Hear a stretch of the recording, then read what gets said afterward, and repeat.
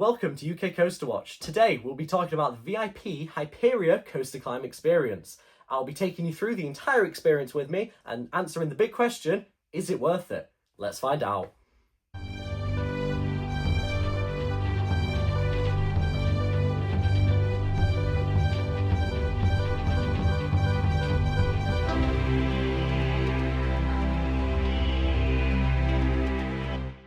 Okay, let's go. So, the day started, we arrived at Thorpe Park about 2 o'clock. We did a few rides and it was rather busy, so we didn't do too much. And then just as park was closing at 6, I headed to the main reception where I met with the rest of the people climbing. Hyperia climbs take place in groups of 4. So I had me, Coaster Talk and a couple of other friends, and we were all ready for the climb, we all waited, and then our VIP host came and fetched us from there. Let's get ready to rumble! Once the VIP host collected us from a reception, we walked through to the events marquee. Now, the events marquee is a really big space, and there was only 4 of us in the group, so we walked in, and it was empty, aside from just 4 chairs with our names on, sat in front of a projector screen. Now, the names were on our Hyperia VIP lanyards, that we also got an exclusive pin badge for as well. I'll just show you that. So, yeah, it was pretty cool. So we sat down, we watched the safety video, and then our VIP host told us it's time to get the gear on. Now, if you've done one of the other Merlin coaster climbs for Swarm, Colossus or Oblivion, you'll know about the Petzl gear you have to wear. It's the exact same as the other ones, and that's why you have to have done a Swarm, Oblivion or Colossus climb within the last 3 years, just so you're familiar with all the safety equipment to keep everyone as safe as possible during the climb.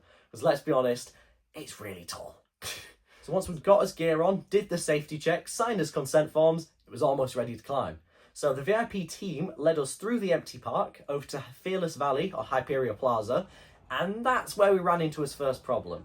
You see, since this Hyperia VIP experience was new for the first time, because we were the first group, it was expected to have a few hiccups. Now, the hiccups were in the form of the engineering team had to delay loading the dummies onto the trains. For those that don't know, Hyperia has valied 3 times since it's opened. Because of that, they're not allowed to send around trains empty anymore. If they're going to send a train round empty, they have to half load the train, so the first 5 rows will be filled with water dummies.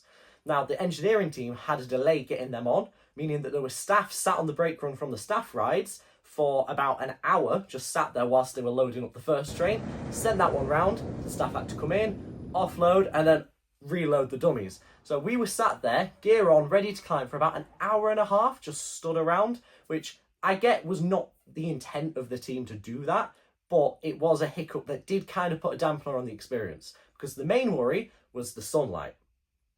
You see, as we were waiting in the plaza, the sun began to set. We were worried, and so were the VIP team, that if it turned nighttime, we wouldn't be allowed to climb.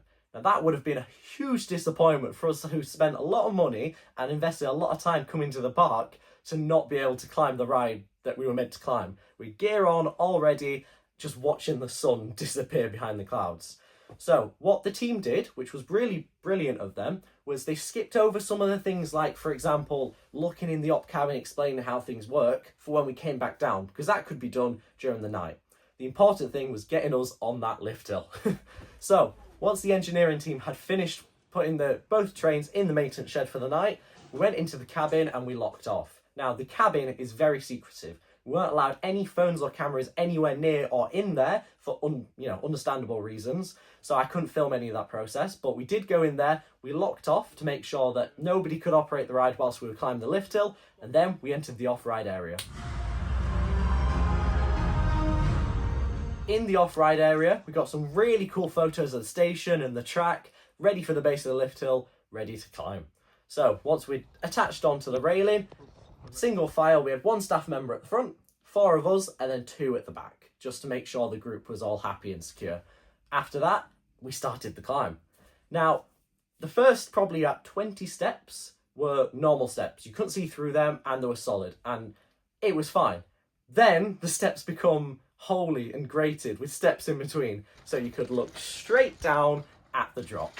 And I won't lie, that's where the first bit of terror sunk in. But we carried on walking, and then about a quarter of the way up from when the track goes golden to white, we stopped to take some photos and admire the beautiful sunset out in front of us. Now, one thing we weren't expecting is about a quarter to a third of the way up the lift hill, it starts to wobble. Now, that is intentional. Just like trees, if something's going to be resistant to wind, it has to have a bit of give in it. But that was something I completely forgot about. So imagine my terror when you're walking up each step and it starts shaking slightly side to side. You could feel the pathway wobbling. Now that, for me and multiple other members in the group, that was a moment where we all gripped on and was like, whoa. But we were totally safe. It was meant to do that. Carried on, clipped his way up and carried on the climb. We stopped again about 2/3 of the way up, just to admire the sunset and get some more really good photos, which I'll be putting on screen here throughout whilst I'm talking. Now that was just above where that stall is, which some would say is the best stall in the world. And to get some videos and photos from above the stall was just crazy. Genuinely, it was immense just being up there. So we carried on the climb, we got to the very top on the peak, and wow, it was beautiful. You could see the first drop just in front of you just go to nothing, and you could just stand there and take it all in. Now, as I said earlier, it started to wobble as you were going up the staircase. That literally was only for the little stretch, and then it stopped. Probably to do with how the supports matched up and everything, but at the top it felt stable, safe, and was just a really chilled environment. As somebody who was never really good with heights in the past, I felt fine to the point where I wasn't holding on. I was taking photos. We even had sat down for a group photo. Obviously, after a climb like that, a sit down was nice. So we sat there watching the sunset, 236 feet high in the air, and it was gorgeous. Genuinely, one of my best experiences I've ever had in life was sitting up there and watching the sunset go down. Now, I also did something else really cool up there, which I was told by the staff member I was the world's first person to ever do it. I took a FaceTime call at the top of Hyperia. I FaceTimed my family who were down below watching, and it was just surreal being able to FaceTime someone from the top of the country's tallest ride.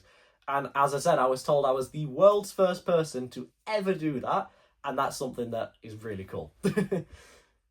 After about 20-25 minutes, the sun had gone down and the wind was picking up. So as a group, we decided it was time to head back down. We started our descent, which was a lot easier than walking up, and got to get some amazing shots of that stall at night time over the station. It was brilliant. So we carried on walking, taking more photos as we went. The wind really picked up, as you can see here, to the point my lanyard was flapping about in the wind, and we decided it was definitely time to get down. At the bottom, we took the staple Hyperia lift hill photo, which is sat at the bottom of the steps with the lift hill behind you. Photo credit of these ones goes to my good friend Coasterwatch. Smashed it with the photos. At the bottom of the lift hill, I got a really good look at the drive tyres that latched onto the lift hill chain, and it was interesting to think that that's the problem that Hyperia's been having for weeks, because it looked fine. But what do I know? I'm not an engineer. We walked back through on the off-ride area, and the maintenance shed shutter was open slightly with the lights on inside. So I got some really good videos and photos of the maintenance shed, and you can just see the trains being parked above where I was, which was really cool.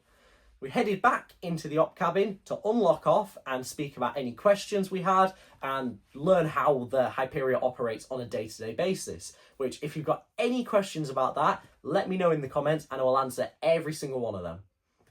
Once we left the op cabin, we took some photos and videos of the station with all the lights on, which was really cool, and then we headed down out of the ride area. Before that, I managed to get a really good nighttime photo of that final little bunny hop on Hyperia into the brake run, which I think looks really cool.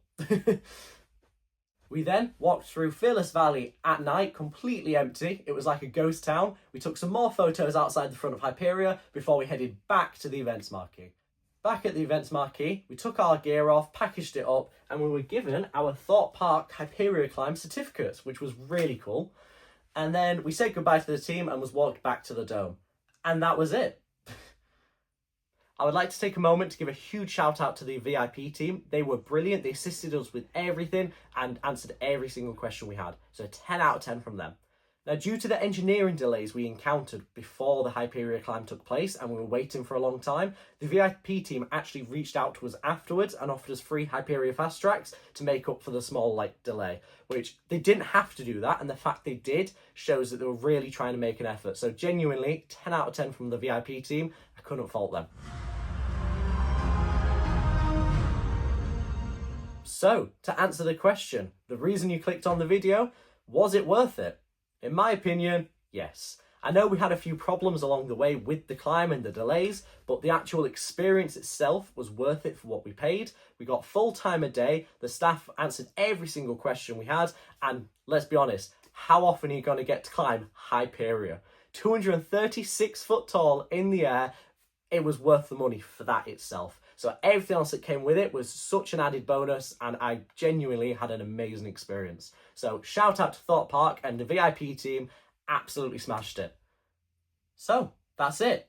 Make sure to like and subscribe for more videos like this, including some trips to the park. Follow my Instagram and TikTok for more daily content. Until next time, keep riding, and thanks for watching UK Coasterwatch.